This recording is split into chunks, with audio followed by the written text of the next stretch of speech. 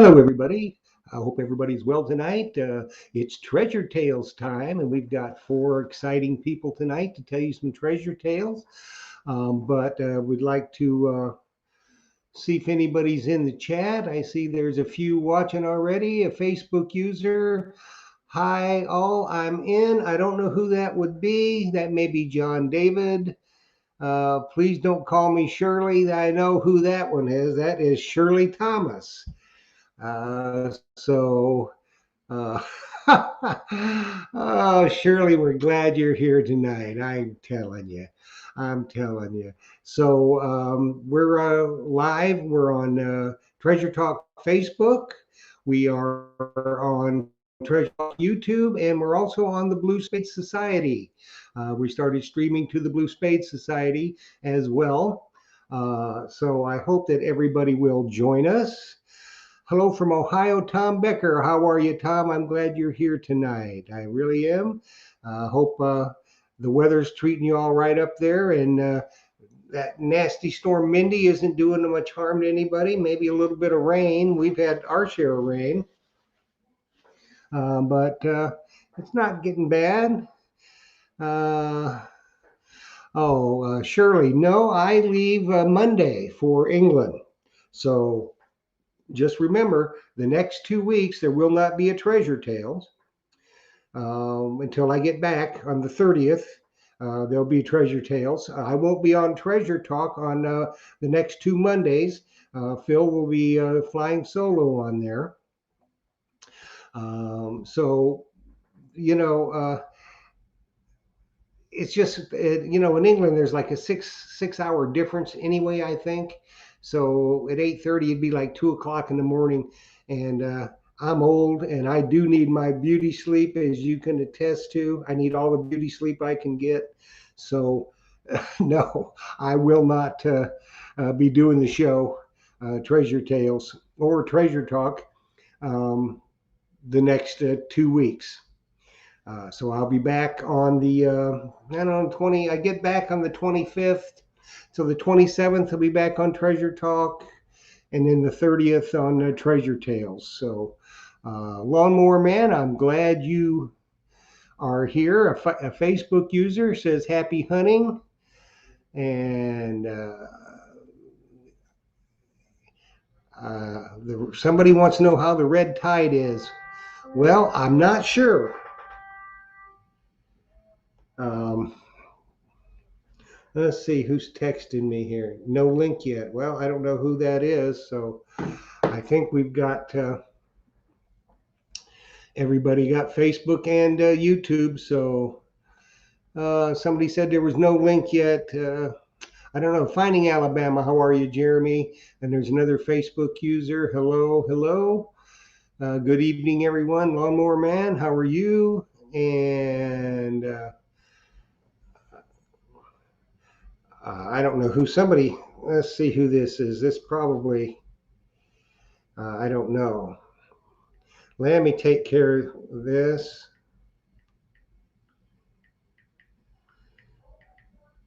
I think it's probably Adele. So let's see while we're just here chatting a little bit. I'm going to send another link to our first guest. I shall be, I'll be here, but I'll just be sending something to her with a link to join. And I'll get that done. That is done. So good. Let's hope she starts to join here pretty soon. Tiffany C., how are you? You will be on shortly. Tiffany Calhoun, she's going to be on.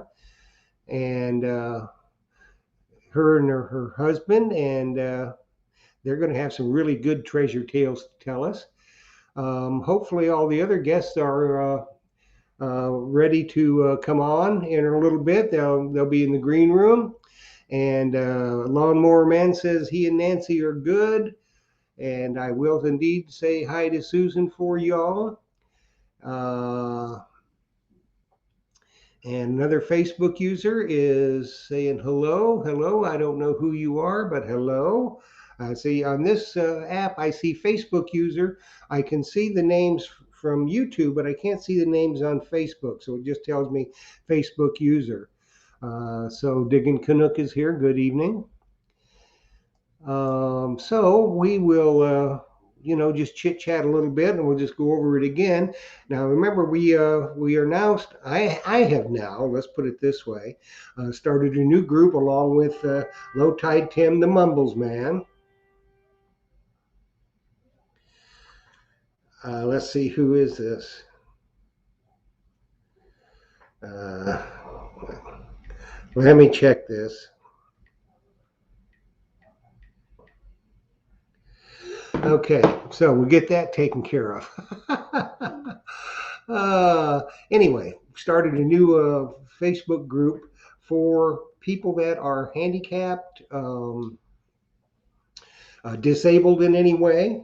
It's called the Blue Spade Society, and the reason I did that was for my buddy John David, uh, and he is an admin, as is Low Tide Tim, the Mumbles Man. He is also a an admin. Uh, Excuse me one second. Okay. So she's kind of nervous here. Okay, there she is. She's here. So we're good. We're good. The sod father is in the house, John Brantley. John, how are you? You were going to be on, but you got sick. So we'll get you back on here. And another Facebook user. Hey, y'all. Hey, y'all. How you doing?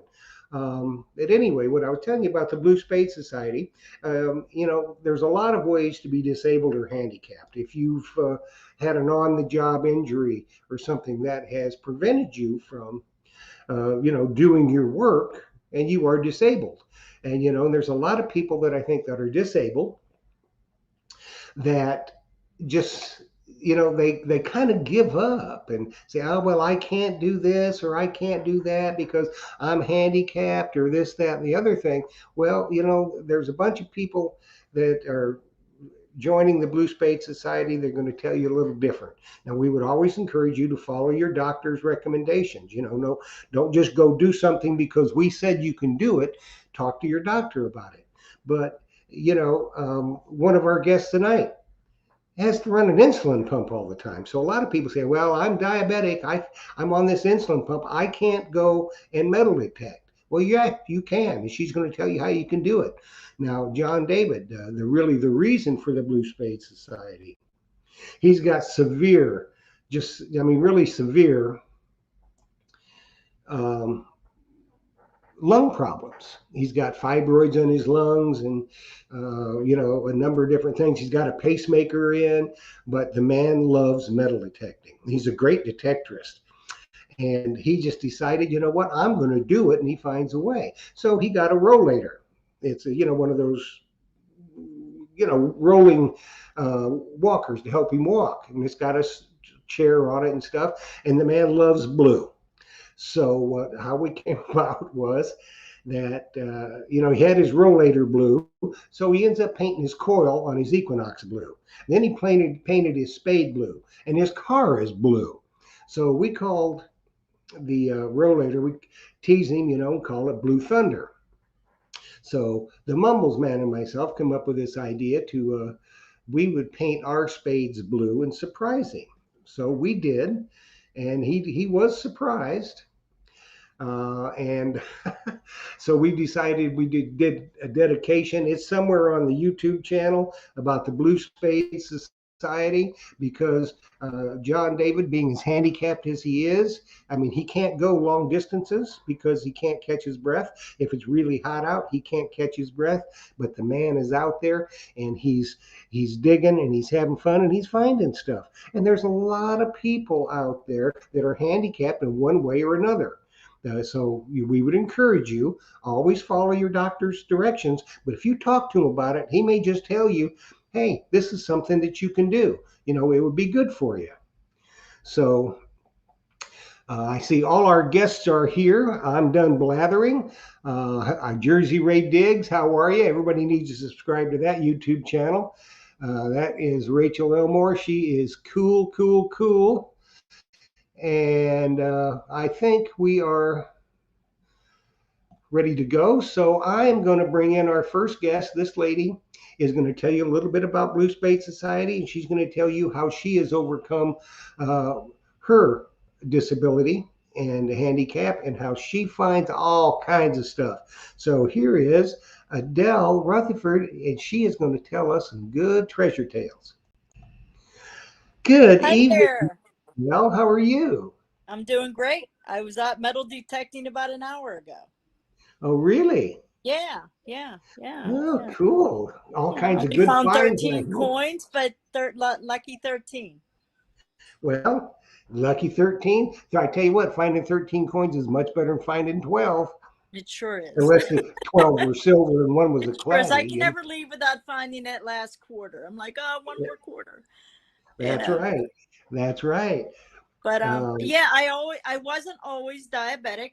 I've been metal detecting over 40 years, and you 28 started years when you was ago, about two, then, didn't you?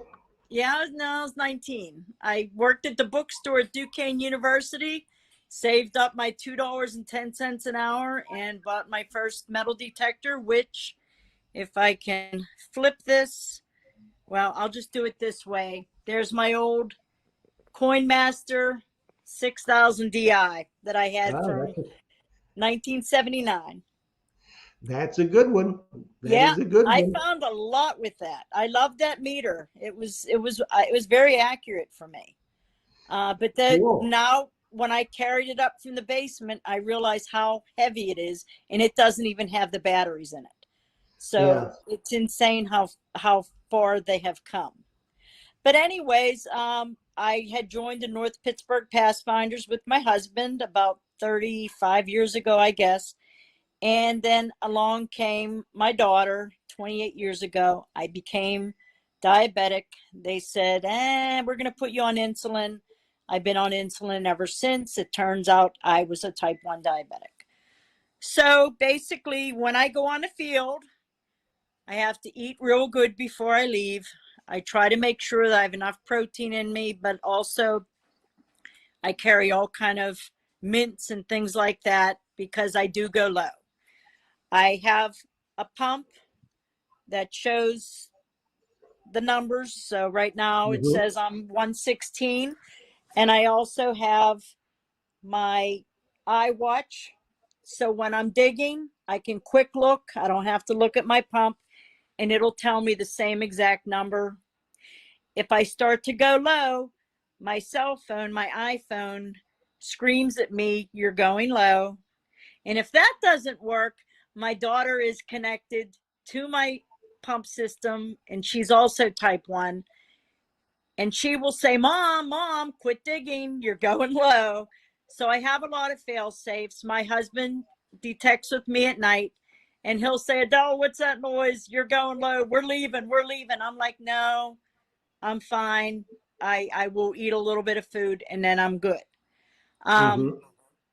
it So you can't basically, you figured out a way to do what you love to do with the exactly. disability that you have. Exactly. And with all the technology today, it is amazing how you do find a way to stay safe. I have a lot of fail safes. There's people in my back pocket that know when I'm starting to go low. It'll warn them that, hey, Adele's 78, and it'll give an arrow dropping.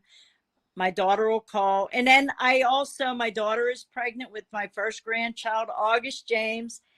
And I will get notifications while I'm digging that she's going low. And she goes Hmm. low into the 30s and 40s every day, which is very dangerous. So I constantly, while I'm trying to pick up signals off the 800, the Equinox, I'm also hearing my numbers rattling and my daughter's numbers. So I have a lot going on, but you can do it. And I do it almost every day. And I go alone a lot. I go with my group, Caitlin at North Pittsburgh Pathfinders. I have a friend, Kevin from Facebook. We go out together. But most of the time I'm by myself. So I have to really rely on technology to save the day, and I'm still alive. Well, that's a wonderful thing. That Yeah. is a wonderful thing.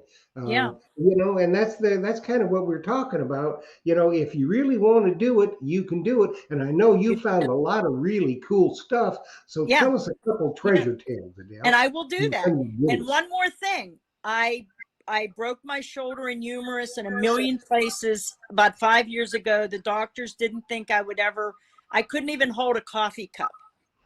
And by getting the detector, and I have the 800, and I have the detected coil, and I have the new coil tech coil, the little 10x5, and the detected shaft.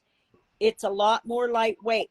But by It sure is. constant going back and forth, I've built up my shoulder. I never thought I could be as strong as I am now. And so that has also helped. I'll just show you a few of my finds. When I was 19, I found this beautiful signet ring No, in that's my own cute. backyard. And I asked my grandmother, who was alive at the time, she was in her 80s, and I found this way up on our hill. And she said, "Oh my goodness, that was my mother's ring." She said, "My mother back in the 20s was taking a shower. They didn't have screens on the windows. A crow came, took it off the windowsill, and flew away with it. And they never thought they'd see it again. And luckily, I found it. And I never wear it because I would die if I lost it. But that was a great find. And that was a real Another great find.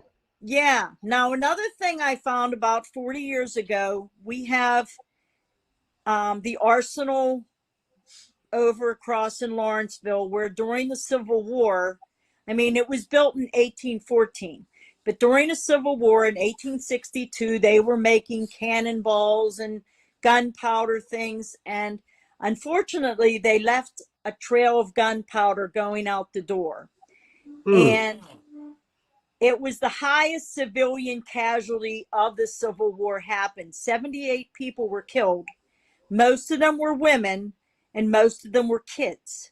They were mm, working, packing all these bullets and things, and they think that the horses were moving along the pavement, and the gunpowder was kind of just cast about, and they think the sparks blew it up.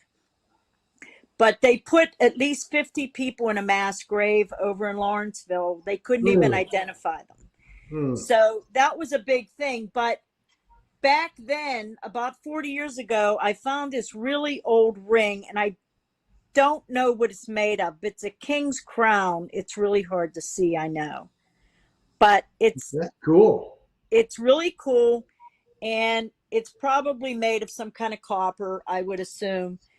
But that was cool. Now I go over there every now and then. It's really picked through, and it's really junkified. It's hard to find. But I found this. It's over 2 pounds of lead, and you can see there's lead and wood and everything embedded in that. Yeah. And I found that last year, and I thought that was really cool. It's really heavy, makes a great paperweight. And I think of it, it was in the area where the explosion was. So I'm thinking that maybe that was part of, because everything blew up and kind of boiled down, and there was shrapnel and everything everywhere. Yeah. Um, it's on a very steep hill, so of course the ground has moved through the years, and you really don't find that much, and it's been searched out. But it's a great place to. I'm only 10 minutes away, so on a scary, boring day, I'll head over there. Yeah. Um, just a few other things. I found this last week. It's kind of cute. It's an old belt buckle I found at That's a home cool. from like the 1800s. It's nice. And my last thing, my husband and I were digging in a ball field, and I said, "Oh, a dog collar. That's nice. I'll put it in the bag and I'll throw it away when we get home." Well, here it's 4.4 ounces of sterling silver. It's been tested. It was made in Italy, and it's really too heavy to wear. I mean, and I Yeah. don't know how anybody lost it. It was in the middle of the ball field, and it rang up 26, 27, 28 on the equinox, and it was a wonderful day.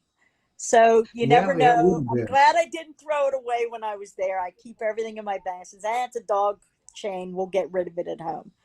Um, but I'm not one of those that keep all my junk. I throw it away every night. I just I'm neat like that. So that's kind of my story. But I'm really happy to be part of this group. I'm really happy that I'm metal detecting as long as I can. I've got to find a metal detector for my new grandson. I don't know. I'll give him a few months to catch on, but it'll be wonderful. Yep. If you got any questions, just give Phil a call, and he'll help you He's and guide you and whatever you need. absolutely my twin sister's in Florida, so I got to get her motivated. Yeah, get her moving. Tell her to come in and talk to Phil, and maybe he can help her too. So, Definitely, Adele, it has definitely. just been fantastic having you with us tonight. Wonderful. Well, I watch you every Monday and I watch these on Thursday nights, so it's wonderful. Well, the next two Thursday nights, I'll be in England. So, the Yeah, next you got to Treasure eat Tales will those be on fish the and 30th. chips. Yeah, I'm Yeah. going to eat some fish and Yeah. chips. I may blow the froth off a few. Who knows? Yeah, I You know, think you will. I think you will. And you better oh, bring I home some probably really, will. I want to see a Roman coin Oh, so when do you I. get I want to home. see gold. Yeah, yeah, And I'm going yeah. to take the GoPro with me, and I'm going to take a few videos, and we'll be playing them from time to time on Treasure Tales. And then That coming up, down the road on Treasure Talk, the guy just put this hut on. Digging Hub is going to, Sal's going to be on with us, and we'll show some clips from it on that show on Treasure Talk. And that way everybody can find out and kind of see what it's like. exactly. We So, have to live through you because I'm never going to make it across the sea. That's for sure. so So this is I've wonderful. got fingers crossed that the COVID tests and everything go Uh, fine. yes, You you know, made it this far. You have one more week to go and you're home free. I So, hope so. I yeah, sure hope so. Well, yeah. Adele, thank you All so right. much for being here tonight. It was a You take pleasure. care of yourself All and righty. keep on hunting. I will do that. Thank you. Okay. Take care. Bye bye. Bye bye. Let's see. Okay, guys, let's see here. The next guest is in the green room, and you probably all know him. Uh, so let's look at a few comments here.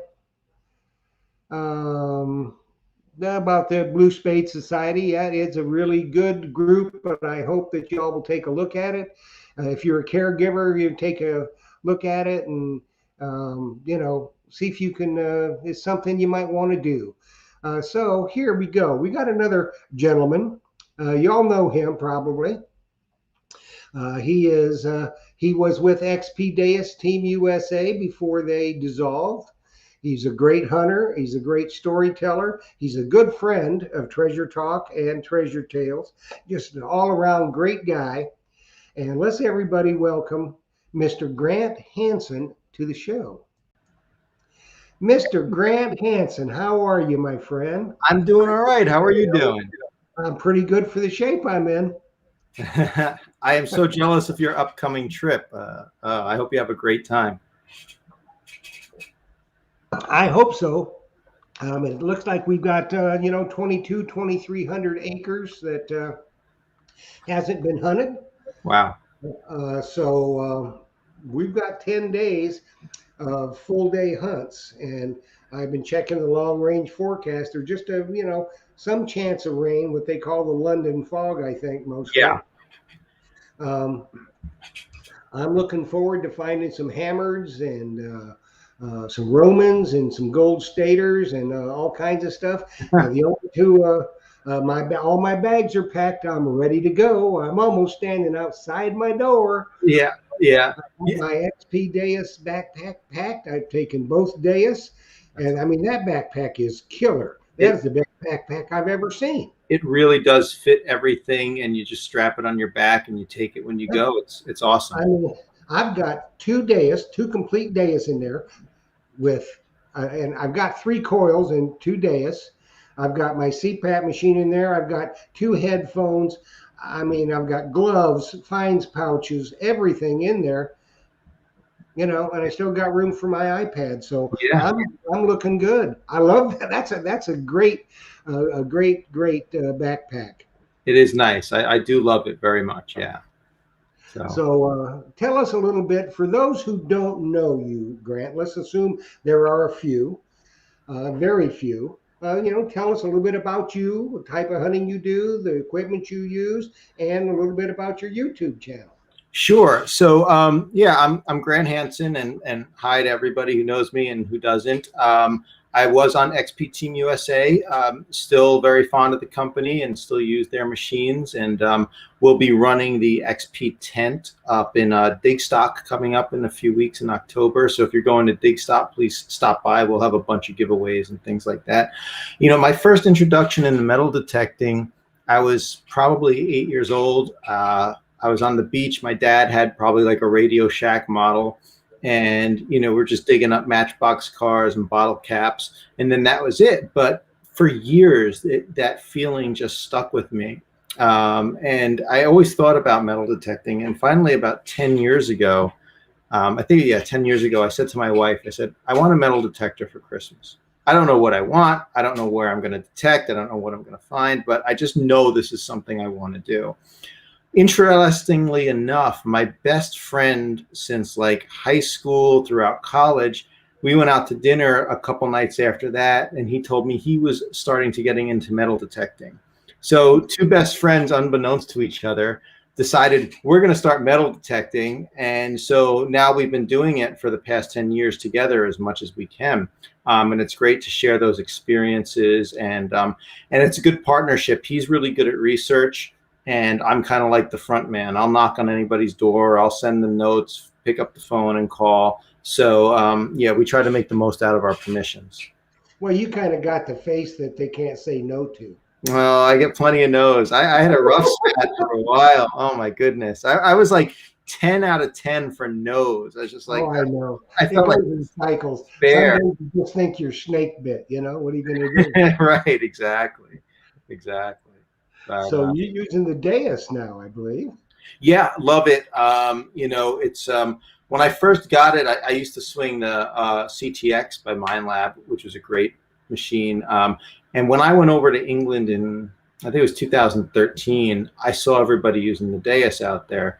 And I had seen the ads in magazines, but I didn't really know much about them. And then I got to try it out and feel how light it was and how versatile. And I was sold. I think like 2 weeks after I got home, I bought one. Yeah. I mean, to me, it's not good on the saltwater beach. I mean, that's just the way it is, but it wasn't designed for that. Mm-hmm. I mean, you can use it on the beach with some of the programming, but it's just, it's not one you can really get into the water with unless you got the long antenna and stuff. Right. So if I'm dirt digging, I'm using the dais. Yeah. Because the coils I'm taking over there, I'm taking my 9-inch high frequency coil, my 9-inch X35 coil, and I love that coil. That is a killer coil. Mm-hmm. And then I'm taking my 11-inch X35 coil. Yeah. So I think I got all the bases covered with that. You'll be good. When you're out there, run, I would say, around a 28 to 30 frequency. That's what most of the guys out there run to find the small hammered coins. It's gonna really pick up the small silver on that. So, but getting back to the beach, Gary Blackwell has a really good program that I've used in the wet sand on the Jersey Shore, which is it's quite mineralized and noisy, and it was quiet. It was great. It picked out the signals. I actually found 2 rings, but to your point, you can't bring it in. You can't submerge it. Not in salt water. Yeah. Not in salt water. Yeah. No, not meant for that. So for me, when I'm on the beach, 99% of the time I'm in the water. Yeah. But I've got a machine for that. I'm waiting on the waiting on the Impulse AQ. Yeah. Well, I give you credit, man. I went in the water once when I had my CTX, and after 5 minutes of just getting beat up by the waves, I said, "Forget this. I'm Well, going to that's drown why it." we like to hunt. We like to hunt on the Gulf because it's nice and calm. Oh, okay. Now, my best brother, the Mumbles man, Low Tide Tim. I ask him all the time. He goes over to Clearwater. I said, "What's the water like?" He said it was flat, calm, and just like bath water. And that's what we get on the Gulf a lot. Yeah. So I mean, we get some waves there. The last time I was down there, and there was some red tide coming in, and the last day we got some pretty big rollers coming in.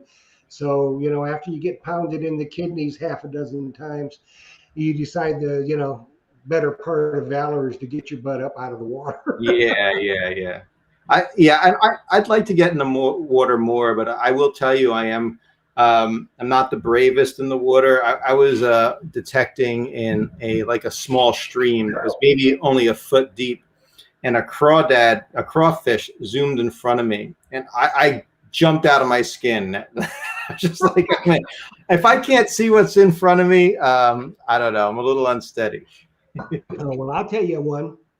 Low Tide Tim and I were down uh, in Tampa area, and I happened to, just out of the corner of my eye, seen this huge black shadow coming up behind me. No. And I'm out in chest deep water, and it's clear water, and I'm going, uh-oh, you're fixing to take a bite out of my behind. Mm-hmm. And so I just stuck it out there. I figured might as well make it good. Yeah. And right by me was a big old manatee. Now that manatee probably weighed, I don't know, a lot. But you talk about something that'll set you free, and I just figured, you know what? If it's my time to get my hiney bitten, whoop, hope he enjoys it. So I know you got a couple treasure tales for us, Grant. I do. The one that I was going to talk to, I don't have the find with me to show, which is a big chunk of gold. I'm actually having it mounted so I can wear it as a necklace. But I'll tell some others. Years ago, I was metal detecting. I had gotten permission for all the town properties in a town around me. And I was behind their municipal building, and it was kind of covered over in ivy. And I'm just walking along, and I look down and I say, "Is that like a musical instrument? Is that a horn?" So it was actually right on the surface, and I think it was never able to sink because of the ivy. And it turned out to be, can you see this, which is a World War I trench bugle. I'll be done. Yeah, it's engraved Wurlitzer. It's got the date. I think it's 6/28/15, so 1915, right on the surface. How it got there, I don't know. It's one of those mysteries, but it's definitely one of the cooler things I've found. Oh yeah, that is cool. I've never tried to blow on it or clean it because I don't want to damage it, but this is something that has a really good spot for me. Yeah. Yeah, I would think so. That's a cool find. Yeah. One of my other cool finds is this. It's a brown Bess musket side plate. What's interesting about this is when I found it, I didn't really know what it was, and it wound up in my junk pile. And my friend James, who I detect with, sometimes we just put all our junk in the same box, and then we'll recycle it or whatever. So luckily, he was going through it before he threw anything out, and he saw this, and he knew he didn't find it, and he sent me the picture. He's like, "Did you find this?" I was like, "Oh yeah, I did." And he's like, "Do you know what it is?" I was like, "I don't know what it is." So that's just a reminder: don't throw anything out unless you're absolutely certain it's garbage, because this was also found on a property that was recorded as one of Washington's headquarters in the Revolutionary War. So finding something like this, I mean, you can't directly tie it to him, but it's kind of cool. Yeah, it's very cool. Yeah, very, very cool. Probably what's arguably my best finds is these New Jersey State Seal Civil War buttons.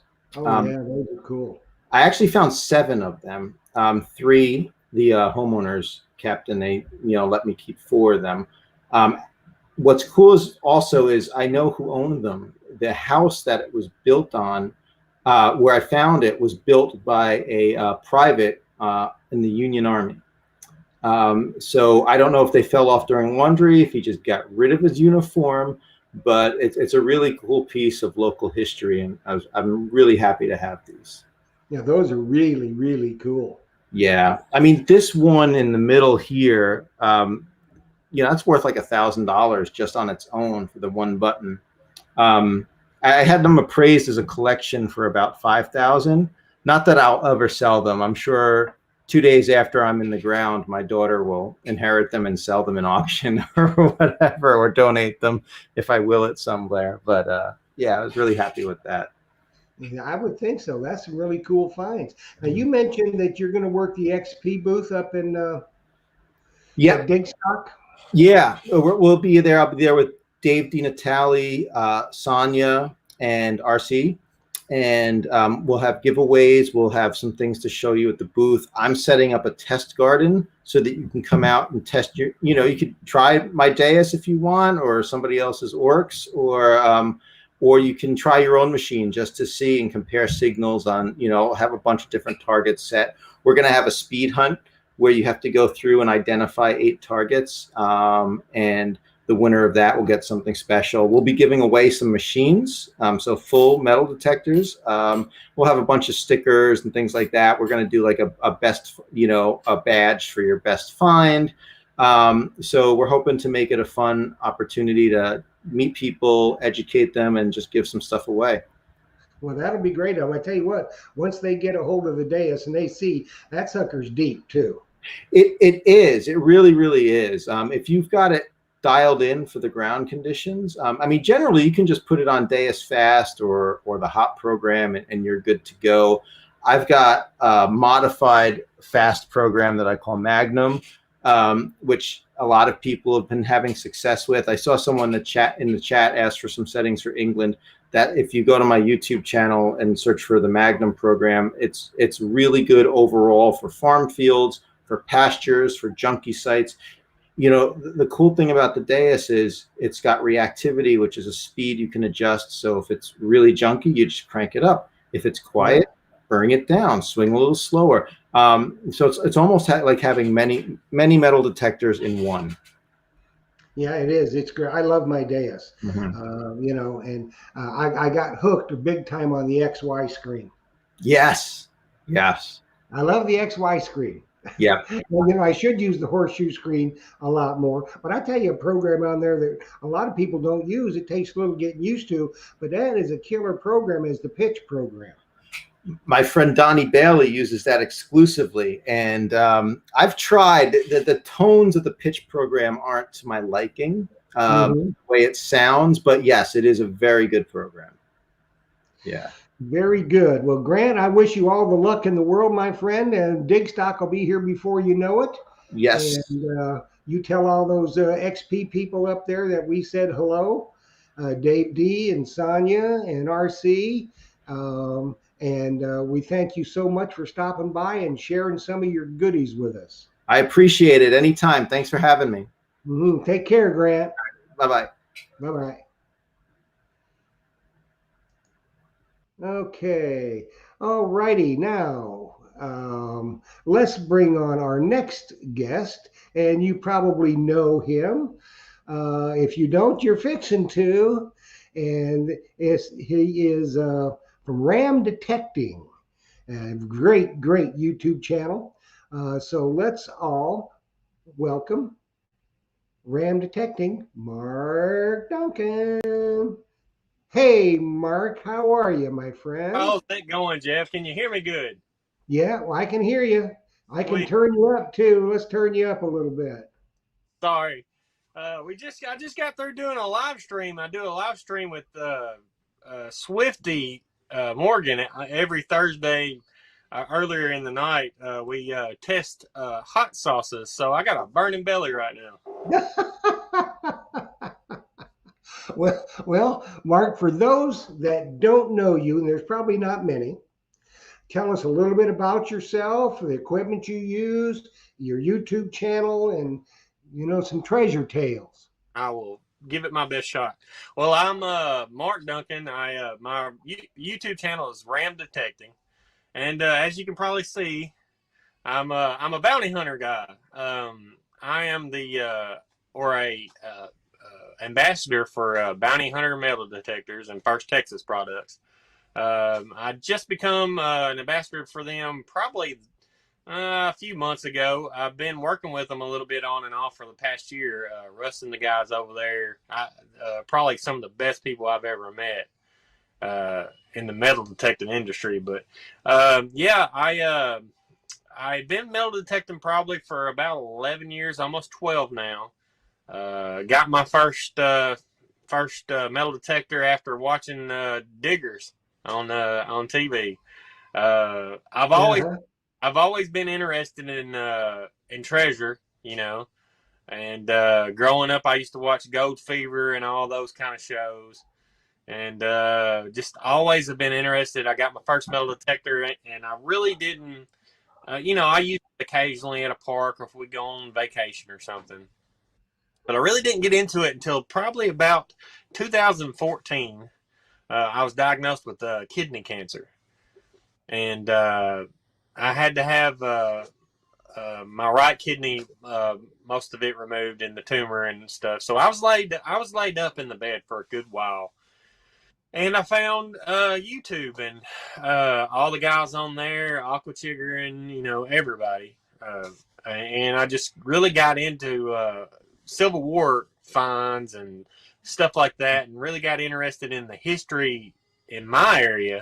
So with nothing else to do, I started researching and looking up stuff. And my wife come home. She's a nurse practitioner. She come home one day, and one of her patients was talking about metal detecting and a Facebook group she was on. And so I joined the group, and it's kind of been history ever since. I've pretty much eat, sleep, and breathe metal detecting, and got hooked up with Bounty Hunter probably last year. They had a contest on Instagram, and I won the contest, and I got their brand new machine, the Time Ranger Pro, and I absolutely love that machine. It's basically an F19. If you guys don't know what the Time Ranger Pro is, it's basically a blue F19, and I got that thing out, and man, I just loved it and started doing videos with it, and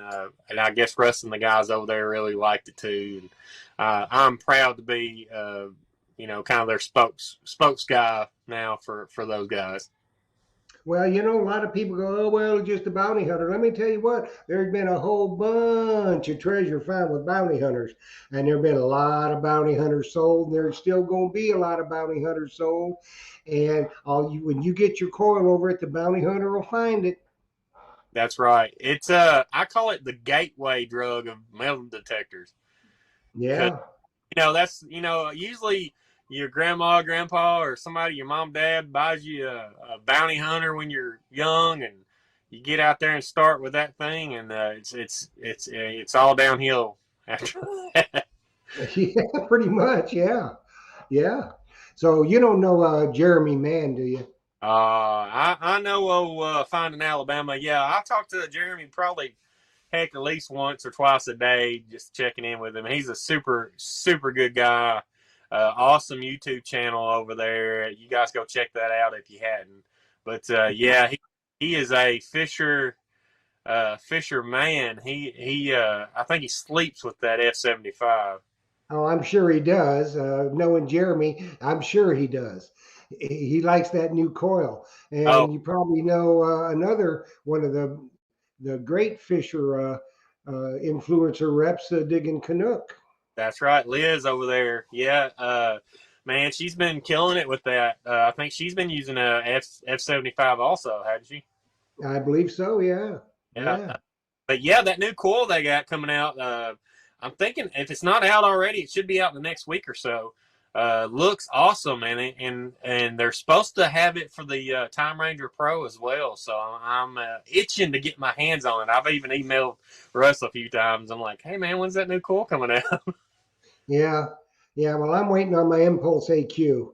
So I may have a wait for a while. I don't know. We'll see. But anyway, tell us a couple treasure tales. Well, yeah, besides, material things, I think my greatest treasure so far is just everybody I've met in the community uh, in metal detecting, because you guys are awesome. Everybody in the chat, I've met, some of my best friends now is from metal detecting. But to get back on the treasure side of it, I want to kind of like pinpoint a location, and I wished I had some of my finds here in front of me, but I have a sleeping child. I'm a dad of 6 right now. We're a foster family, and I have 1 foster baby, and we have 5 adopted 2. And so Well, I've got a sleeping baby congratulations. in my relic room per se. I've got, it's not really a relic room, but that's where I can store my stuff. But anyway, I want to talk about a location. I got a family friend. I kind of grew up around. Owns a lot here in my hometown, and there used to sit a church there. It was built in 1906, and they closed it down and tore it down a few years ago. And he started talking about that lot, and I was like, hey, that would be a great place to go metal detect. So this was probably 3 or 4 years ago. Probably in the last 2 years, I've really been hitting that spot hard. And I like to call that lot my bucket lister lot, because I have found so many bucket list items on that one little spot there. There's Civil War history there. There's all kinds of stuff. There was a camp not too far from there. So let's see. Probably my number 1 favorite find ever. I just got the Time Ranger Pro. Took it out there for its first spin, but besides playing out in the yard with it. And basically my first signal I dug out, when I started digging out, I dug out a top of a change purse. I was like, well, that's kind of cool. As a change purse, and it had a little chain mail on it. And I was like, well, that's, and there's a video of that on my channel. And out popped a couple marbles. Old clay glazed marbles. And I was like, wow, that's neat. I kept digging around, and eventually I popped out the whole change purse, and it was chainmail, German silver, and it was full of these Bennington marbles, and it dated back to the 1890s. So in my head, I'm thinking this, a little girl or a little boy had all of their marbles in that purse and lost them, or a little boy stole them from the little girl and buried them out there. The stories you make up in your mind is awesome. Well, you never know what the true story was, but yeah, that's probably my favorite find ever, and it come with that Time Ranger Pro. Also on that little lot, I found my first Civil War bullet on that lot. I threw one. I think I found so far just a couple on that lot. And what else? I found my first thimble on that lot. My first token. I found a palm olive token. Just your basic bucket lister stuff. It was just checking off. So it is amazing what you can find sometimes, and the time span from the 1860s, into now. Man, it's just amazing what you can find in one little spot. And each time I go, I find something else. Last time I was out there, I popped out a silver. I had the Time Ranger Pro out there again. I popped out a little silver Merc, and time before that, I pulled out I pulled a barber dime out of there with the let's see, what was I hunting with? I think I was hunting with the maybe the Delta 4000, the Technetics Delta machine. And yeah, man, that little spot has just produced for me every time I go. Well, that's wonderful. And you find a good spot and you keep going back. The conditions are different every time. You never know. I've got a little park over here by me. Me and my buddies, John David and Mumbles Man, we call it Silver Park. We pulled more silver out of there than you can shake a stick at. And I know there's still more over there. It's just we haven't gotten to it yet, but it's it never fails to yield, whether it be clad coins or some kind of artifact or something like that. So And you just never tip, know. a tip to some of you guys that may be new, always go back to your old spots. If you get a new machine, a new coil, learn a new setting, go back to that spot, hit it again, hit it a different way, and you're always going to come up. And nothing's ever hunted out. I've That's learned right. that That is 12 years. correct. So That is correct. Well, Mark, we want to thank you so much for stopping by. And everybody out there, if you haven't subscribed to his YouTube channel, get yourself over there and hit the subscribe button and share it. I You'll appreciate get it. a lot of good videos there, a lot of good information. I try. So, Mark, I hope that your stomach's not too bad with all that hot sauce. Well, last week we did the Pocky one chip challenge, and that tore us up. But yeah, we have a good time over there. But I Well, that's appreciate good. it. All righty, Mark, thanks for stopping by, and we will see you again soon. Bye. Take care.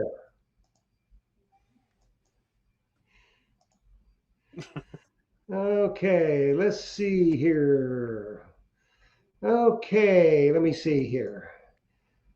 There we go. There we go. We got some new controls here. So me being half blind, it don't help much. So as we wind it down, we've got one more guest. We saved the best for last. And we're going to bring him on right now. If y'all don't know him, you're fixing to. He's a great detectorist, a super family man, or just a great all-around guy. And he's going to have some good treasure tales for us. So let's bring on Brandon Carmichael. Hey, Brandon, how are you, Mr. Vacation Man? Pretty good, Jeff. How you doing? We can't hardly hear you. Oh, can you not? Nope, your volume must turn your volume up. Let me see. Let me see if I can. Okay, let's see now. Can we hear you now? Can you hear me now? Barely. Barely. Okay. Yeah. Let's see. Oh, hold on. Let's. There you go. That might have There fixed it. you go. You're good. Yes, you are. Now I can't hear So, you though. Shoot. well, Oh I'm man, going to hold shut on. up and let you talk. So, introduce yourself to everybody. Tell them a little bit about you, your equipment, and your You know finds, what? and Let me do this.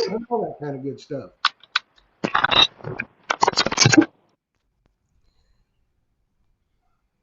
Okay. It's out to you, Brandon. Let me see. Can you hear me now? Can you hear me? I can hear you. Can you hear me? Barely. That's okay. Barely. I'm sorry about that. That's okay. Just I'm going to shut up and let you talk. All right. Well, yeah, I am on vacation, so apologize. I kind of came to the quietest place I could. I hear a little tiki hut, so but yeah, I really appreciate you asking me to be on here. Sorry if the audio is not what it should be, but I was hoping it would be a little better on my end. But yeah, so I'm from St. Petersburg, Florida. I think I know some of the guys. I don't know in the whole community locally, but I've got a lot of friends all over the United States. I got into metal detecting about 14, 15, 16 years ago, something along those lines.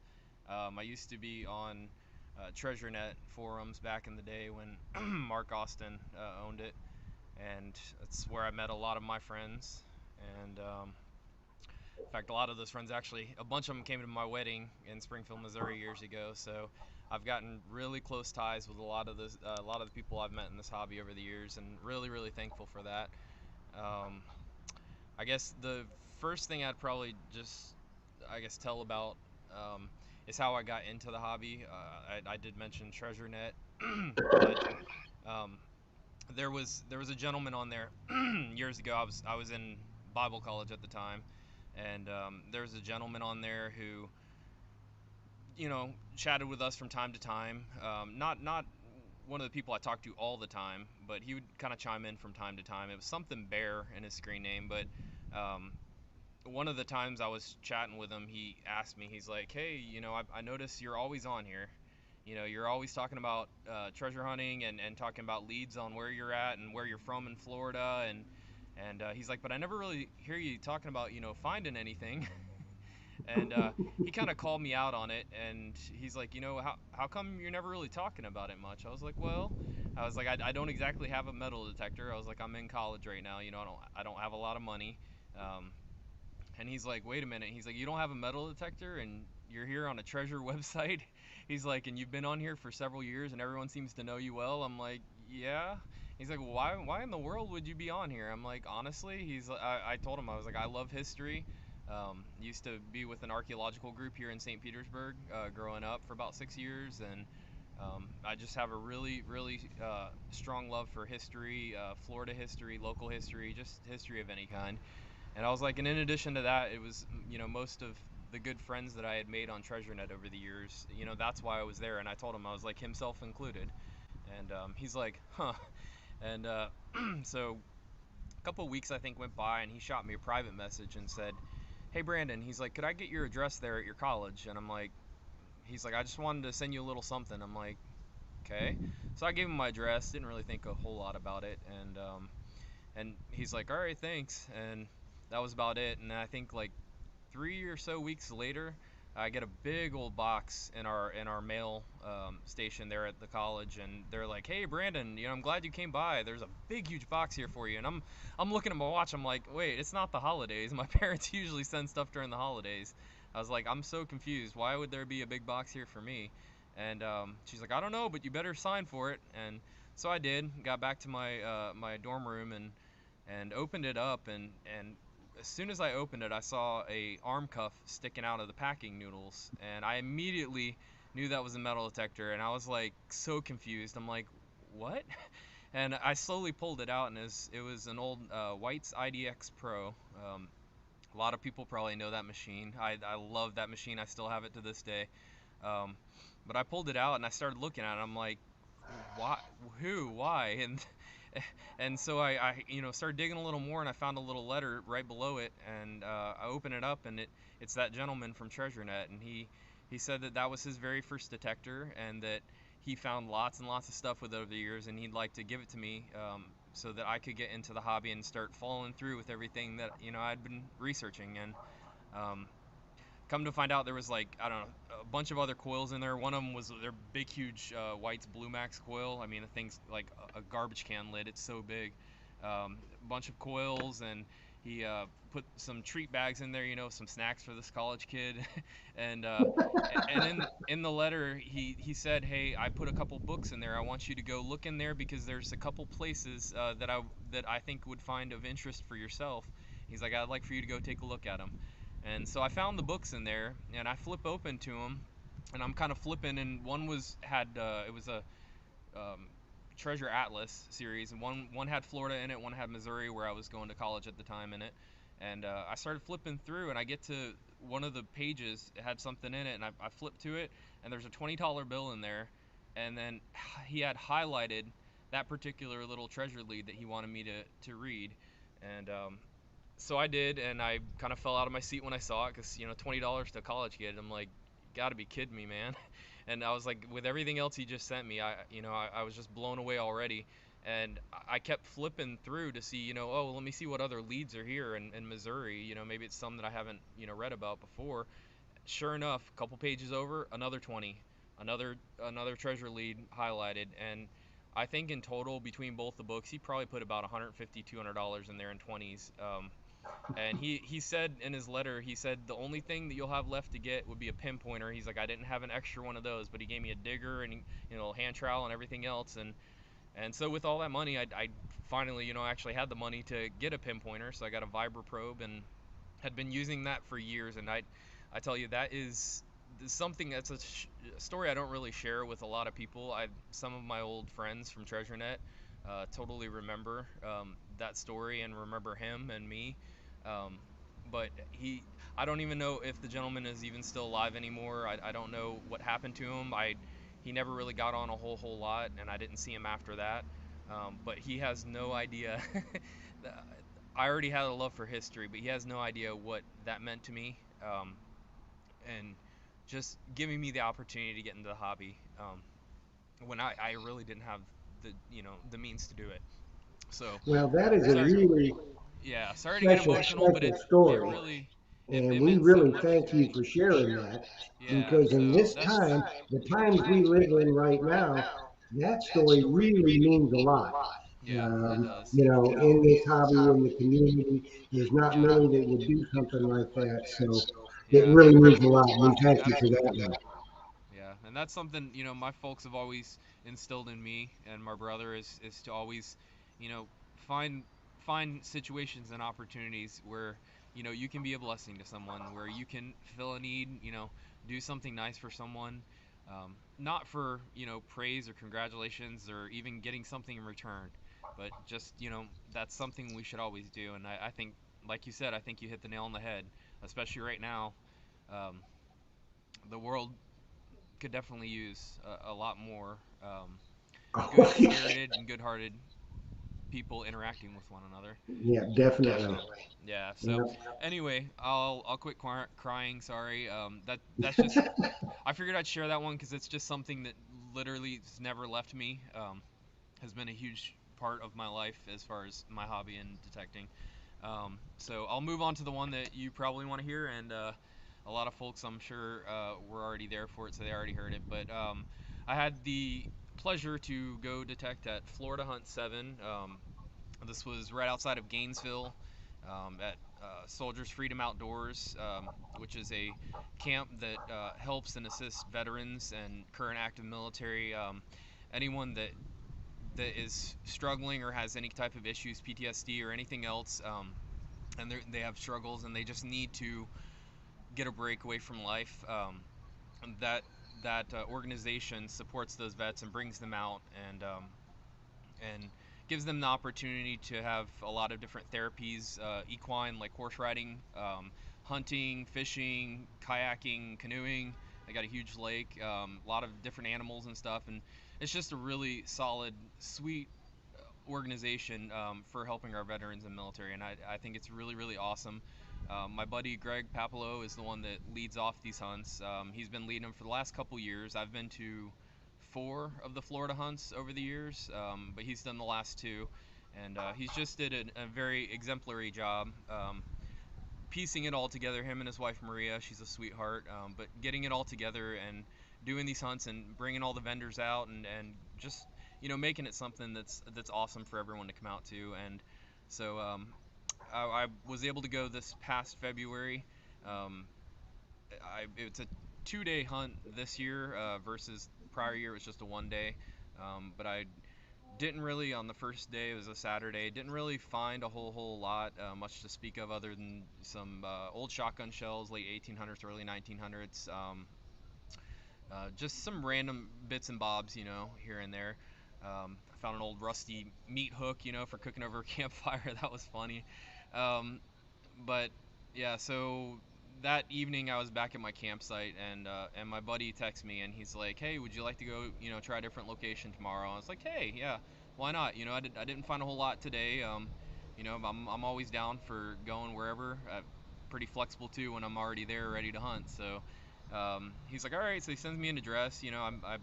I head there, and there was a bunch of other guys there. The Grony boys were there, and some others. My buddy Ray Camp that was camping out with me was with me, and it kind of started off slow. I kind of got out of the vehicle, and first like 10, 15 feet, I picked up a couple modern stuff. I picked up a shotgun shell casing, which was an older one as well. So that kind of, anytime I find something old, I'm like, all right, well, this gives me a little hope. I'm not devastated by a bunch of can slaw.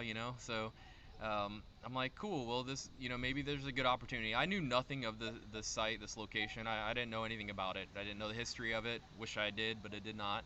Um, so I started moseying my way, and there were a bunch of the guys, Grony boys and a bunch of other guys. They were kind of already out there and detecting. I didn't want to get around anyone and mess anyone's, detectors up. So I kind of kept my distance and kind of moseyed over towards a little like playground thing, and I'm like, maybe some little kid or mom or whoever lost something over there, and started going that way, and I started getting a lot of iron signals, and I tell you, here in St. Pete anyway, when I get a bunch of iron signals, I don't usually, go after them all hungry and ready to dig them all up because they're just, it's kind of pain in the butt.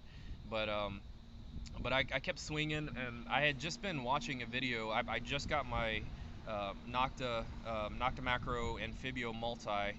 I just got last summer, and I wanted a water machine. I could go down here to the beach in St. Pete and detect in the water and kind of challenge myself in that regard, because I don't really do beach hunting a whole lot, or didn't. Trying to now, but so I was still learning my machine, but I had just dropped an old little 1943 Mercury dime on the ground, just to see what silver sounded like. So I'm like, well, I need to know, and so I was going along through a bunch of iron, and it was all the low tones, dun dun dun dun dun dun dun, and then I got this like kind of high tone, and it went ding, and then dun dun dun dun dun, and but when I swung my coil from right to left back over that same spot, it just barely even made any sound. It just sounded like a bunch of iron. And I was watching Calabash Digger on YouTube, and he was talking about the Amphibio, and he was saying how good the target separation is with iron and massed over metals and stuff. And I'm like, but he said, keep an ear out. He's like, because when you hear it, he's like, don't discount that and don't discredit it. He's like, what you heard is what you heard. And so it was kind of playing in my mind. And I remember he said, circle around the target a bit, come from different directions, and see if you can separate that out, because your machine can do it. And I was like, all right, well, let me. That's what was in my mind. And I'm like, all right, yeah, I definitely heard what I heard. And so I started circling around until I completely just got that solid high tone. It was like 88 to like 92, just kind of bouncing in between there on my machine. Um, and I was like, yeah, that's definitely worth digging, I think. So started digging down. I had my new little Lesh mini digger, and got down like 6-7 inches, and still hadn't got it. But the soil started changing from like a darker soil on top to like a sandy whitish soil down below, which I always find interesting, because like I said, I used to do archaeology, so anytime I hit different layers and stuff, I get all excited anyway. But I still hadn't got it out of the hole, so I kept digging just a little bit further, and I think it was another 3 or so inches, and I finally got it out. I'm like, all right, it's not in the hole anymore. Let me bust my pinpointer out. And so I had this big, huge pile of dirt to my left, and I started kind of scanning over my pinpointer, and I finally got the signal. And right when I did, I kind of hit it with my pinpointer, and I saw a little edge of silver there. And I don't find a lot of like silver myself. I just haven't over the years. Found a lot of coins, a lot of relics, a lot of old stuff. But my first inclination was like, that looks like a silver coin to me, and I started getting excited because I thought it was like an 1800s coin, which I've not found any 1800s coins, believe it or not. But I thought it was, and I got really, really stoked, really excited, and I'm like, oh boy, like this might finally be the day I found an 1800s coin. And I reach over and I grab it, and it was a coin, and I put it in my hand, and right when I did, I'm looking in my palm, and I'm like, all the 1800s coins I've seen, I was like, this doesn't look like one. And I started getting confused. I'm like, this isn't like a Liberty or Standing anything. I was like, what in the heck is this? And I'm looking at the lettering around, and I'm like, I can't even read the thing. I was like, that didn't even look like English to me. I was like, what is this? And so I was totally confused. And then right in the middle of my hand, I just flipped it over. And as soon as I flipped it over, I about fell out of my seat. I was already kneeling down on the ground anyway, but I flipped it over and I saw the Spanish crest, and I freaked out because my wife, she's been taking Spanish for years, and she's very good at speaking it. But the thing she's always pointed out to me, she's like, the Spanish flag's always had that crest on it. It's always had that same crest for all, hundreds and hundreds of years. And I'm sitting here looking in my hand at it, and I at first, for 2 seconds, I'm thinking, somebody's jacking with me. You know how people down here in Florida like to, toss some coins at the beach in your hole, mess with you and stuff. And I start looking around, and all these guys are still out here detecting, and they're all hundreds of yards away from me. They're not even close to me. And then I realized how deep I just dug this thing up, and the soil changing and everything else. And I'm like, wait, is this like really like this is a really real coin? And so I called my buddy Ray, and I was trying not to be too loud and obnoxious, with everyone out there, and I didn't want to like freak everyone out. But I called my buddy Ray. I was like, Ray, hey, come here. And he's like, what? I'm like, come here for a minute. He's like, you find something? I'm like, uh-huh, yeah. And so he starts moseying my way, and he ends up dropping his, digger and stuff. And he kind of like bends over to get it, and I'm like, I'm starting to get like antsy and pounding inside, and I'm like, Ray, just leave it there. Just let it sit where it's at. I was like, leave it there and hurry up over here. And so I'm trying to like get him to come. He's like, "Did you find something good?" I'm like, "I think so." And he's like, "Hold on, let me get my phone." And I stupidly left my GoPro. I just started using a GoPro at the hunt the day before, and it was my wife had bought it for me last year, and I was just starting to use it, but I forgot and left it in my truck because I don't know, I'm just not good at it yet. Um, and so I didn't have it on me, but Ray kind of came up to me. He's like, "What do you got?" I was like, "I think it's a Spanish Real." I was like, and at this point, the other guys they had already saw him coming over, and they're like slowly coming my way, but didn't want to run. I could tell. But they finally got all over here, and I think it was John. One of them's like, "Hey, is that a Spanish Real?" I'm like, "I think so." I was like, "I don't know anything about these. I've read about them. I've seen them. I've never found one, but I think that's what it is." He's like, "Well, give it here. Let me see it." So he gets it. He starts immediately rubbing it because that's what he always does with his thumbs. He likes rubbing his stuff off. And he's like, "Yeah." He's like, I can see right here. He's like, "It's a Mexico mint." He's like, "Yeah, it's a Spanish 2 Real. It says right there." I'm like, "Shut up." I was like, "Are you serious? It's really a Real?" And he's like, "Yeah, man." He's like, "This is legit." And I was like, "How old is it?" And he's like, "I don't know." He's like, "It's hard to see." And he's like, "Let me take a picture with my camera and I can zoom in." So he's holding it and he takes a picture and zoom. He's like, "It's kind of, it's really dirty." He's like, "But it's 1783." And I'm like, "You've got to be kidding me." I was like, "No way." And he's like, "Yeah, yeah, right here." And he shows me on his camera. I'm like, I was just dumbfounded, and he handed it back to me. I think a couple of guys were like, "Can I check it with my machine and see what it sounds?" I'm like, "Yeah, sure." And I tossed it down on the ground. I think one of the guys were like, "Did you just throw it on the ground?" I'm like, "I just dug it out of the ground. It's not gonna hurt it. I even nicked it with my digger." I was like, um, I was like, "Yeah, it's okay. Go ahead, check it out." I was like, I'm in unbelief, and I just sat there on the ground. And he even called me out on it. He's like, "Man, you had like doe legs for a good 40 minutes. You just sat there on the ground staring at the thing." I was like, because I can't honestly believe it, and I still can't. I brought it with me. It's the only thing that I've found relic-wise or anything like that I actually brought with me because I'm on vacation. But I did throw it in my pocket. But let me see if I can. So I have cleaned it. I had the original photos pretty dirty and a little tarnished on it on one side, but my buddy Seth had put it in his uh, geez put it in his the ugly box he has that Frank makes. He put it in there and kind of cleaned it at the little Gainesville hunt that I went to a few months after that. And he got it clean, and then I kind of cleaned it up a little more. Yeah, That is cool. yeah. So that's the front side with the bust, and then the other side with. Sorry, it's trying to get it in the camera without being shiny. But anyway, so that's it.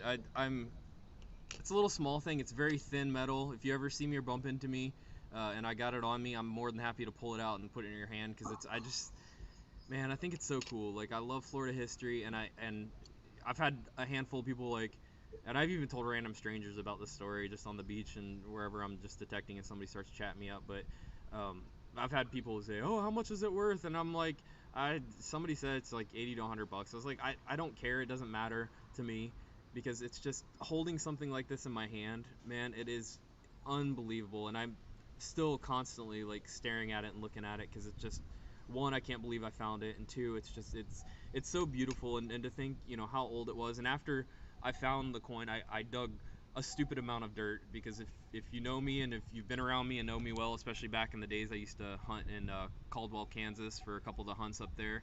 I'm known for like going overboard digging once I started getting good targets and stuff. And I dug. It looked like a grave. I dug like it was like 6 feet long and a good like 3 or 4 feet deep. And when I realized what I was doing, I'm like, I gotta stop, Brandon, stop, because it looked bad. When I started looking around, I'm like, man, if somebody looks over this, it's not a good look. So, but I did find a couple little pieces of pottery below where the coin was at. I did start digging up some of the iron signals, and it was a bunch of square nails, obviously. The Mine Lab guys, Chuck Smalley and them, came out shortly after, and he actually ended up going around the whole area with this detector. I didn't realize what he was doing. He didn't come straight over to me. He kind of went around the whole huge area, finally made his way back to me, and he's like, "Well, let me take a look at the coin." So I showed it to him, and I'd asked him what he was doing, and he's like, "Oh, I was actually seeing, where all the iron was, so I could figure out like how large of a location this was here." And he's like, from just going around it, he's like, "I'd guess it was at least like 3 or more buildings in this area. And find out later, I didn't, like I said, I didn't know the history of it, but I did start researching the history and talking to some friends that knew. And there was like a mill site, a post office, some other buildings, possibly like a 1700s homestead, where another I think it was a trigger guard off of a rifle from late 1700s was found. So it all makes sense, I guess, in retrospect, looking back. And the second time I went, I found some other little ornate things and a couple round balls and stuff. And so it's pretty neat. But it just means a lot to me because it's here in Florida. Florida's my home. I'm born and raised here. So finding something like that here just tremendously just means the world to me. And I love it. I have no expectations. I know a lot of people are like, man, I bet you marked that right off your list of finds that you want to find. I'm like, I honestly didn't. I've always thought about them. I never honestly thought truly that I'd find it. I called my wife right after I found it, and she freaked out, and she's like, you always said you hoped you'd want to find one of those someday. I'm like, yeah, but I never thought I would, honestly. I know the history's here in Florida for it. I know our history. I mean, it's a very rich history, but I guess I just didn't have that expectation, and I never really do. Anytime I go out, what I find is what I find. I'm happy with anything. I'm happy. A little less happy when I'm here on the beach finding modern stuff, because that's something I'm pushing myself into, is beach hunting, and I'm getting there. You're talking about the waves earlier. Here at Madeira Beach, the waves have been rough all last week with some of these storms. Red tide wasn't bad, but started getting pushed back in with these storms. So I've kind of on and off taken allergy pills and battling that, but it's been fun. It's been enjoyable. I've been out almost every day for almost 2 weeks solid, out here just detecting the beaches, having fun, talking to people, and yeah, it's just enjoyable. And all the whole community of people that I've met and over the years of doing this, and even going these Florida hunts, I've had a lot of people walk up to me and say, hey, you're that guy on Facebook that was telling us different things about the hunts, what we should bring and what we should do. And I'm like, yeah, I'm kind of a talker. I try to be friendly, but I talk a lot. I get that from my dad, so not a bad thing. But I definitely, I'm like a extrovert, or what do they call it? Extroverted introvert. Like, I'd rather not be around a lot of people, but I'm completely comfortable, even if when my buddy Greg asked me to pray in front of the whole group before we started our hunt, it doesn't bother me one bit. I'll talk to people, I'll stand up in front of people, and doesn't really scare me. That's something God's always blessed me with, I guess, is the gift of gab. But so yeah, Very cool, Brandon. yeah, so that's my story. That's my coin. It's the small, little, tiny thing, but I'm telling you, like, I do keep a lot of my stuff. I know the lady earlier at the beginning when I came on, she was saying she throws a lot of her stuff away. I do throw away the trash. I take pictures of trash, and everything I find, whether it's trash or not, I take pictures of it because I like having a running story of everything I find. And but I hang on. Admittedly, I'm like a pack rat. I hang on to way too much stuff if I think it's not complete trash that needs to be thrown away. I hang on to stuff, and I have so many Ziploc baggies, and my wife hates me because I've stuffed all the drawers and everything with just different things from different places, and I could tell you every place I found everything in those little bags. But yeah, so that's it. That's me. I don't think I've met you in person yet, but yeah, we'll have to meet one of these days. Yeah, So we will. Yeah, we might have run into each other at Florida Hut 7. I'm not sure. we very well may have, yeah, I was absolutely. down there. But Brandon, I want to thank you so much for stopping by tonight. That Hey, was my the pleasure. story of the night about the detector. Thanks. So you keep on hunting Oh, I will. and paying it forward. And we want to thank you much for stopping by with us tonight. And good luck on the rest of your vacation. Thank you, sir. Appreciate it. Talk to you later. Night. Okay, folks, that was some really good stories. That story that he told about the guy giving him the detector. I'm really serious when I say that in these times that we live in now, when it seems like everybody hates everybody and, all the stuff that's going on. And that was a few years ago still, but it was the beginning of the times we are in now. That's something very special to happen. And, he changed his life. That man changed his life. So that was a great story. So we're going to wrap it up for tonight. And now remember, Monday, I'm going across the pond. I'm heading to England for 10 days of metal detecting with Low Tide Tim the Mumbles Man, my other friend Dan Graham. We're going with History Hunt Club and Digging Hub, and we'll have some videos of that when we get back. Hopefully, I'll have a lot of good finds for you. Silver hammers and Roman coins and gold staters and all kinds of good stuff. That's my hope. And on Treasure Talk on Monday night, we're going to have Jimmy Crossbones, and Phil will be flying solo. I don't think Phil got tuned in tonight, but he will be handling Treasure Talk for the next 2 weeks. So Monday night, the 13th, he will have Jimmy Crossbones. That's going to be a really, really good show. And then the following week, he's going to have Steve Moore and Vaughn Garrett from Garrett Metal Detectors. So that's going to be another really good show. And then I'll be back after that on the 27th, I think it is. And I'll have to look and see who we've got. I think we've got Adventures in Dirt, something like that. I'll have to look, but next 2 weeks, no Treasure Tales. Treasure Talk will be on Monday nights at 7 p.m. So I am out of here. I've got to, double check all my goodies, make sure I'm ready to go. But I want to thank each and every one of you for stopping by and spending this time with us. And I certainly hope that you enjoyed the Treasure Tales. Like I said, if you are disabled, handicapped, or a caregiver for someone that is, please go over to Facebook and join our group, the Blue Spade Society. We'd love to have you. Maybe you can mentor somebody. That would be special as well. And if you want to be on Treasure Tales, all you got to do is get up with me. You can PM me, Facebook Messenger, email at treasuretalkshow@gmail.com, whatever it is that you want. Get a hold of me and we'll get you scheduled to be on Treasure Tales so everybody can hear your treasure tale. So with that, good night, everybody. Thank you very much. Happy hunting and dig deeper.